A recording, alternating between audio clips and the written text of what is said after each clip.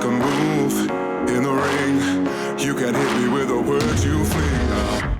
It's the Post-Fight Podcast. It's Nicholas Atkin, South China Morning Post in Hong Kong, scmp.com/MMA. I'm joined today by Leon, who was on last night doing the preview for One Championship No Surrender. And we are joined by James Goyder today to do the recap because he knows a lot more about Muay Thai than us. So we're leaning on James's expertise, James from Asian MMA, living out in Thailand himself. Have I got that correct, James? I haven't followed your movements. 100%, yeah, no, that's absolutely factual. James has been very kind to help us because he's got a 2-week-old daughter and he needs to get to bed, and it's creeping on nearly 12:30 there. Am I right? No, it's 10:30. Oh, you're an hour back, aren't you? 10:30 is late when you get to my age. Yeah. Well, we'll dive straight in then. Yeah. So One Championship back in action for the first time in 5 months. It was a Muay Thai heavy card.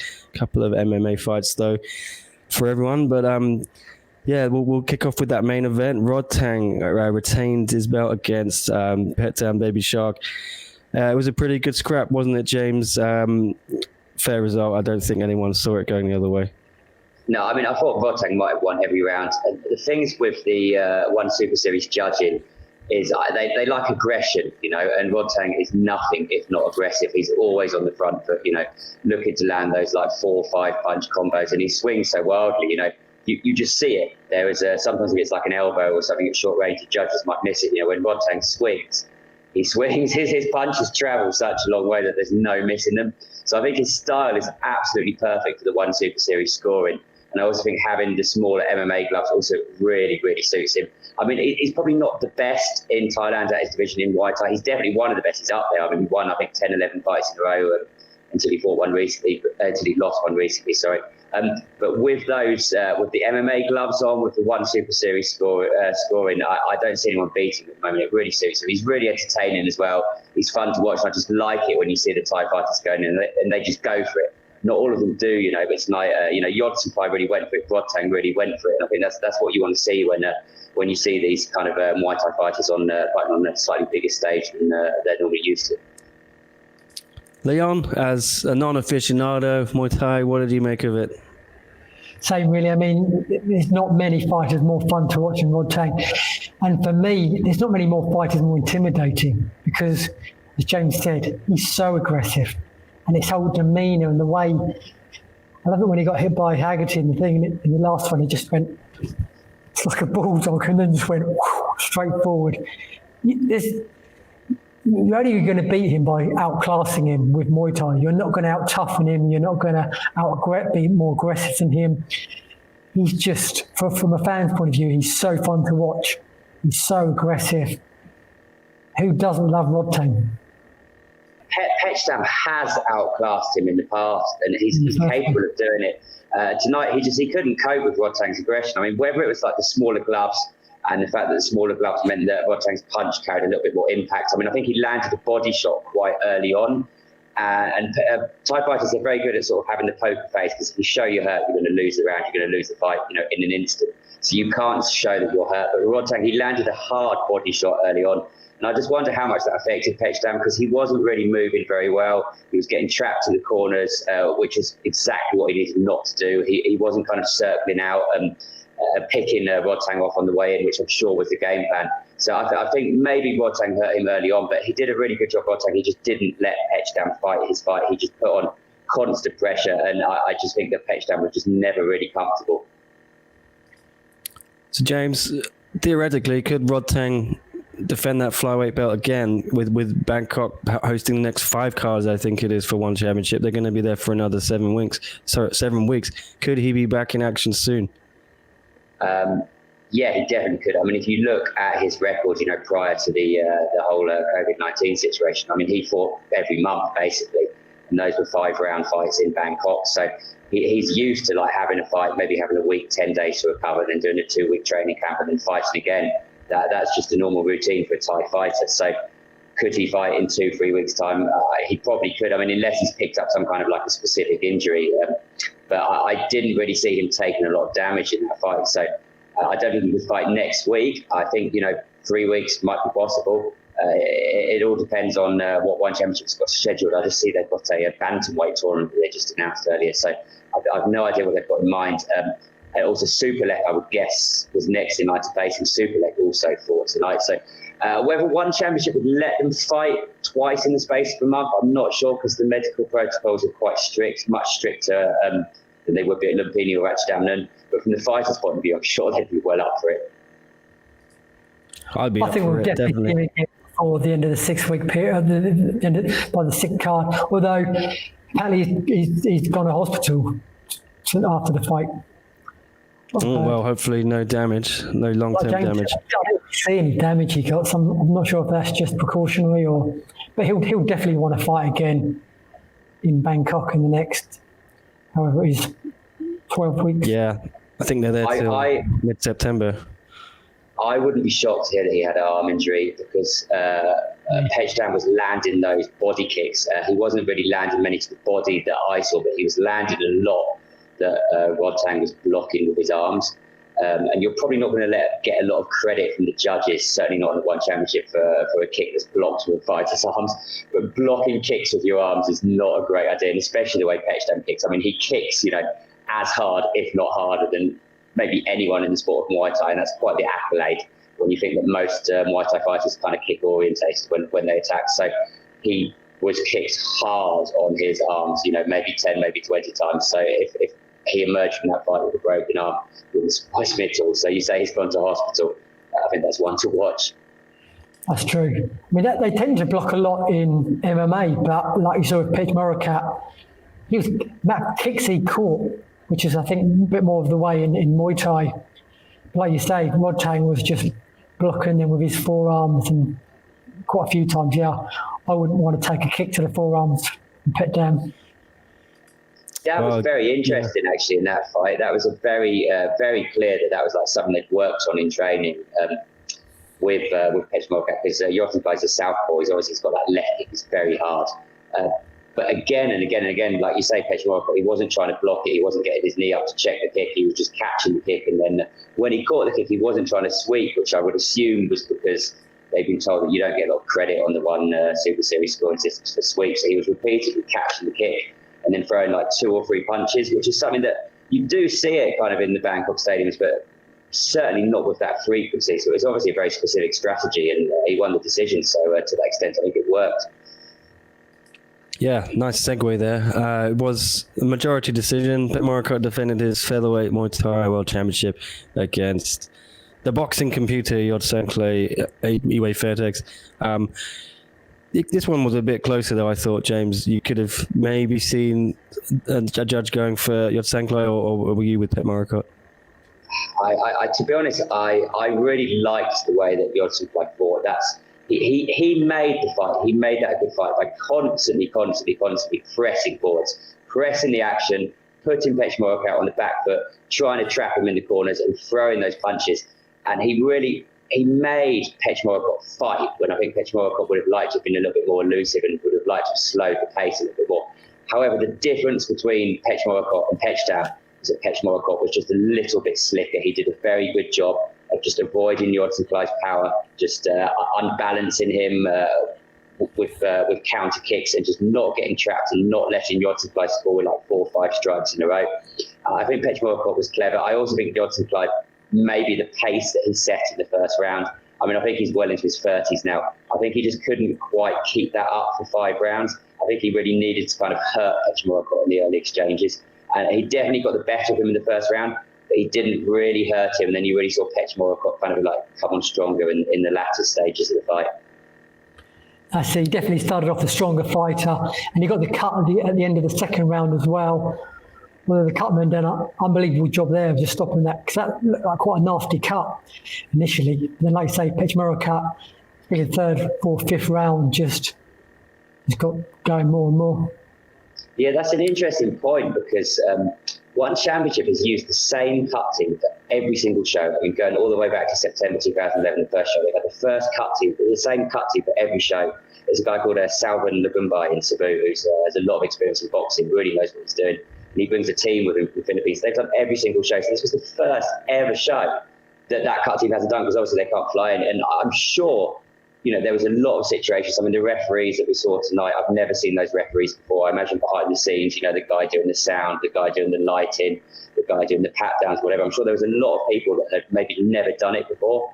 So from that point of view, I mean, you mentioned they did a good job of dealing with the cut. I mean, I thought the show went very, very smoothly when you take into consideration the fact that this was a completely new team, because they can't fly in anyone who isn't already in Thailand. Yeah, we got to talk about that referee, Nick Chapman, I think it was. He looked like a bouncer. Oh my God, he was huge. Where'd they find him? You seen him before? Thailand. There's no flying into Thailand. And even if you can, you've got to do 2 weeks quarantine. So you must be in Thailand. No, I mean, I haven't. But the thing is, I mean, you mentioned he looked like a bouncer, but I mean, other than that, he was unobtrusive. You didn't notice him, which is what you want from a referee. It was a perfect night's work for him, which you kind of expect from referees. You don't always expect that from referees when they're experienced referees. But when it's someone that you've never seen before, they come in and do a job like that. It's impressive. I was impressed with both referees all night. Yeah, thought they were excellent. No quarrels from me. Let's move down the card though. We had that featherweight kickboxing bout. Superbond defeated Sitichai by unanimous decision. I'm gonna throw it to James again, Leon. Break it down for us, James. What was your take on this? This is why I really like the way that Rodtang goes about it and the way that Yotapai goes about it, because they push the pace and they go for it. And they've got the small gloves, so the punches obviously carry that little bit more power. Plus, it's harder to use like a kind of a high shell as a guard to protect yourself when you've got the small gloves than it would be with the big, like 8-ounce gloves that they normally wear in Muay Thai. So kind of the opportunities there. With Superbond and Sitichai, I mean, they kind of thought it was more like a traditional Muay Thai fight, when they were trading the kicks and trading the knees, and it was kind of a little bit of a chess match in that respect. I quite enjoy those sort of fights, but I think like your average MMA fan kind of just wants to see like a little bit more violence. Yeah, I agree. Yeah. Leon?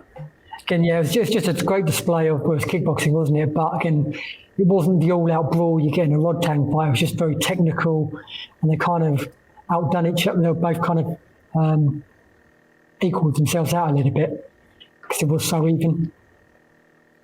Yeah, it was another fun one. I like this one as well. I think we all saw this coming. Stamp Fairtex defeating Sinisa Srusen via TKO at 3:59 of round one. Surprised it went that long, Leon? A little bit, yeah. I mean, I think Stamp didn't. She just took her time. She was just patient. I think she knew it was going to come eventually, and she sort of outclassed her really, and then just took her time. But I mean, we were talking about Rodtang. I bet Stamp wants to fight again in 2 weeks, but who is there that can take her on in MMA, Muay Thai or kickboxing that's within Thailand? Yeah, I got them to ask her a question afterwards, and she seemed keen to fight again soon. I think she'd been missing it all. It's been 5 months. She fought on that last card in Singapore, February 28th, I think, King of the Jungle. But for me, she's going to have to start fighting better competition, really, James, isn't she? If she's going to step up, and I think the plan is eventually challenge Angela Lee, but she's a long way off that. And, fair play to Sinisa, but she was out for 3 years, I think, before this. She was 3-0, but 19 years old, I think, judo brown belt. Really, Stamp's going to have to fight someone better, in my mind. Do you agree? Yeah, but where are you going to find them in Thailand when you can't find anyone? I mean, she was 3-0. She was undefeated. Their records were very similar. People who'd seen them fight and people that were kind of aware of, where they train. The fact that Stamp trains at a very, very serious camp. She obviously has all this experience in Muay Thai kickboxing to a lesser extent. The other guy was kind of an unknown quantity, wasn't training at a traditional MMA camp. So obviously wouldn't have had the same level of preparation going into the fight Stamp. So like when you take all those details into consideration, then yes, going into the fight, you look at it and hit Stamp's probably going to win that quite comfortably. But one of them was 3-0, one of them was 4-0. Their records were very, very similar. They were both undefeated. They're both the same weight class. I mean, where else in Thailand are you going to find like an atomweight MMA fighter like Stamp? You probably are. Muay Thai, on the other hand, I mean, there's quite a few girls out there. I mean, Stamp is not undefeated in Thailand. She has been beaten in Thailand before in Muay Thai. So if they wanted to give her a Muay Thai fight, I would imagine there was a few fighters out there, but whether they'd want to give someone a title challenge, a title shot without them ever having featured on the One Super Series before, I don't know. That would be a decision for the One Championship matchmakers, I think. Well, I feel we don't know much more, do we? Go ahead, Leon, sorry. I think you might get someone, a Muay Thai fighter, but she's not going to find anyone within MMA that's based in Thailand, really, during this lockdown. I wouldn't say that for sure. I mean, if you look, you look at this guy, Fabricio Andrade, who came to beat Mark Abelardo tonight, who probably wasn't really on anyone's radar unless you're really, really following like the scene in China, watching like a WLF or Kunlun fight. And I mean, he came in and he beat Mark Abelardo, who is like a seasoned one championship fighter. And I mean, he beat him like quite comfortably. I mean, he looked really good. And this is someone who I think would never have been signed by One Championship, were it not for the fact they were in Thailand. There's a One Championship card. We can't fly in fighters from anywhere except Thailand. So where are you going to look? So, you don't know. There might be kind of girls at AKA. There might be girls at Tiger Muay Thai, at Fairtex, at like a Team Quest in Chiang Mai, all these camps that can fight their atom weights. There might be. I mean, it's unlikely, but it's not impossible. So it'll be interesting to see kind of like who, if anyone, One Championship do fight Stamp next. Well, let's watch that one. It was impressive, I thought, Fabricio Andrade. Rear naked choke in round 2. Let's watch the video here. Impressive stuff. It wasn't just the finish was impressive. He looked impressive the whole fight. He looked really good from the get-go. Agreed. Looks like one have another. Because guy could be a threat. I don't know. What do you think? This was a catch weight, so James, where would he land normally? Well, that was one of the things that interested me. I think it was only like 1 or 2 pounds above what is normally the one bantamweight limit. But obviously, Andrade, he looks so much taller than Abelardo, different body types. Obviously, Abelardo's a little bit broader. But what I really noticed was after the fight, I'm not sure what his official position is, but he seems to take care of all the Russian fighters at Tiger Muay Thai. If you look at Russian fighters at Tiger Muay Thai, you've got guys like Petchy, Rafael Fiziev, Russian region anyway. Some really like top level like fighters, UFC champions. He said, Zayat, his name is Zayat, I hope I'm pronouncing that right. He tweeted afterwards that Fabricio Andrade was the best at the camp at striking. I mean, I presume he means among the MMA fighters, not among the Muay Thai fighters, but even so, that is quite a compliment. When you look at the team they've got at Tiger Muay Thai, when you look at the guys that they've got, like Rafael Fiziev, who's, regarded as being like possibly the best striker in the UFC, and he said, Fabricio Andrade is the best striker or the best stand-up fighter on the team at Tiger Muay Thai. So that is quite the compliment. So I'm really quite interested, to see what he can go on and what he can achieve in his One Championship career. Like I said, he was maybe slightly fortunate in that he got the opportunity, but now that he's got it, I think he's really going to make the most of it. Yeah, his striking looked crisp. Like I say, Tiger Muay Thai have had a good few weeks on Fight Island. The Hickman brothers doing a good job. Look, you made a good point then, going back a little bit to Stamp. How many other hidden gems could we find, like Fabricio, that are going to get an opportunity because of this whole situation that might just take advantage of it, and suddenly, next thing you know, when things go back to normal, they're in a good, strong position. Well, we've got 6 cards. Is it 6 cards coming? 6 cards from Bangkok and then 3 in China, I believe. So, I mean, if you're looking at, there was 6 fights tonight, so potentially that's another 5 cards, 6 fights. So that's another 30 fights. It's 30 fights. So, and you'd think the guys that fought tonight probably aren't going to be able to fight again in 2-3 weeks' time. Because, I mean, it's not impossible to guess with One Championship, having like such stringent, they're quite notoriously stringent medicals. You guess we probably won't see anyone on tonight's card again. So, yeah, I'm really interested to see who they find to fill the cards and what sort of matchups they come up with, particularly on the MMA side, because like you say, we might find some kind of hidden gems that are training in Thailand, were training here before the whole COVID-19 thing happened and kind of got stuck here. I like the 6-fight card as well. It was just bang, bang, bang, bang, bang, bang. It's brilliant, I thought. Yeah, I thought the pacing was great tonight. I really like the improvised mini kind of makeshift intros as well. They still had a little bit of a graphic background. They still got a bit of music and a shout out. Well, that was quite cool. The way they obviously, because their walkouts are so normally fun in one championship, and to have lost that, but to have done a mini kind of makeshift version, I thought was pretty cool. Yeah, and obviously, I mean, they didn't lose any fights because I believe everyone was tested for COVID on Wednesday and then quarantined for 24 hours. They weren't allowed to leave their hotel until the results of the test came out. And so we didn't lose a single fight, which is, I mean, it's obviously Thailand has got one of the best situations of any country in the world at the moment. But I mean, that's still obviously that's a big positive, you know, that we didn't have fighters kind of dropping out left, right, and centre. Yeah, big time. Right, the opener, Superlek defeated Pampayak by unanimous decision. James, they've fought a lot before, haven't they? How did this chapter go for you? This is another one where they kind of, I felt like they, what do they say? They say like familiarity kind of breeds contempt. I didn't feel like either of them really adjusted their style for the One Super Series, for the scoring, for the smaller gloves. I felt like they fought the same way that they would have done if they fought in a Bangkok stadium. And fights in the Bangkok stadium is obviously scored slightly differently, but so they were kind of like trading knees, trading body kicks. I really enjoy it. Like, I love my Muay Thai, so I actually really enjoy it. And that, like, the skill and the speed is just so impressive. It really is. Like, the level's so high because these guys fight so much. They fight so frequently. And you say Superlek Pampayak, you know, they fought each other 6 or 7 times. So they know each other's game really well. So like the level of technique, the level of intelligence involved, for me, I really like it. But like I was saying earlier, I think your average, certainly if you're like an MMA fan who's kind of not really into like Muay Thai kickboxing, you want to see a Rodtang, you want to see a Yodson Fai, you want to see someone who's like on the front foot, you know, just throwing leather.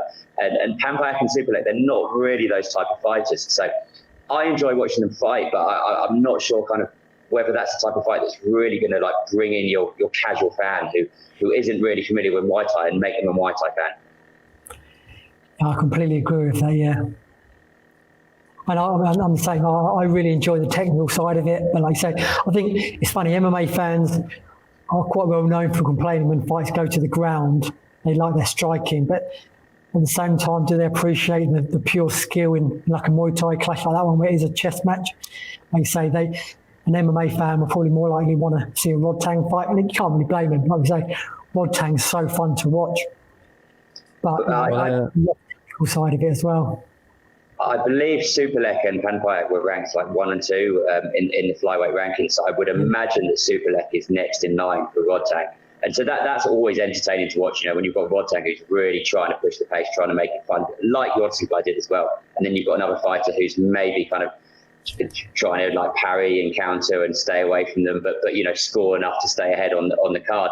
I mean, that's a fight that I would definitely be interested to watch. All right, Leon, overall impressions of the show. I know I think you mentioned there were obviously no walkouts, no stamp dance, but where was Dom Lau? You think he was hiding in a recording studio in Hong Kong somewhere doing this voiceover? He pre-recorded them.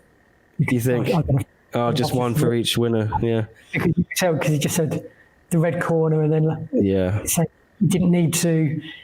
He could just say the winner for both, from the red corner, from the blue corner. And they just, you missed out. I mean, I think I was looking at the results on the website, and I think they were all unanimous decisions. Ones that did go the distance, but actually watching them live, because the scorecards weren't read out, so you didn't know kind of like, was it a split decision, was it a unanimous decision, was it 50-45, was it 49-48? Yeah, so you kind of missed out on that a little bit. I would still be interested to kind of know what the scores were in some of those fights. Yeah. Yeah, anything else that caught your eye, guys, from tonight's show in terms of something that was different, that worked better, that was worse without the fans? Obviously no fans there, but what was kind of enjoyable for you, James? I thought, like I said before, I mean, it's a huge challenge because you've got like a completely new team. And so I thought it went very smoothly. I don't know if it might just be my TV. It seemed like it might be slightly dark than normal. I would guess they probably have their normal lighting rig. It's probably stuck in Singapore. But other than that, I thought it went really smoothly. I really, like Leon said, I really liked the pacing of the show because it meant you could really like watch all 6 fights and kind of pay full attention to all 6 fights. When there's like 12 fights on the card and it goes on for twice as long, you kind of need to pick and choose which fights you're going to really focus on and which fights you're kind of going to maybe not pay so much attention to. So I really like the 6 fight cards and I'd like to see more of those. But yeah, I thought it went very smoothly, and as long as they can kind of fill these next I think there's 8 more to go. Is it 8 more fight cards in Bangkok or 5 more fight cards in Bangkok? You know, as long as I can find enough fighters to fill them, you know, I'm really looking forward to them. And it's just great to have live MMA, live Muay Thai back. Great to have one championship back, and hopefully, you know, the COVID situation doesn't deteriorate, and hope it's here to stay. Leon, you get the final word. What was your takeaway of the show?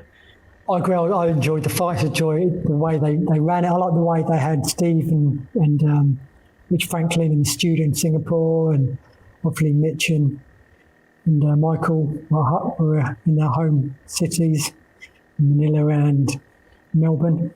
So I just thought it was really well done, considering how difficult, what a nightmare it must have been with the whole protocol to work with. To put on the show that ran that smoothly was a brilliant effort.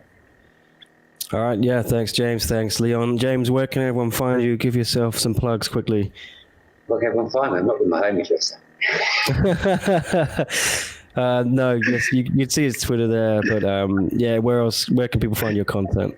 Where can they find my content? So AsianMMA.com primarily. If you want to read my write-up of tonight's show, that's going to be might even be there now. Actually, should be on MMAweekly.com. I write for MMAmania.com a little bit as well, and yes, but primarily AsianMMA.com. And Leon, APMMA.net, and on Facebook, Twitter, YouTube, all that jazz. All that jazz. Well, yeah. Asian Persuasion MMA, AsianMMA.net. We all love it. Thanks, guys, for joining me. I really appreciate James's specialist knowledge as well.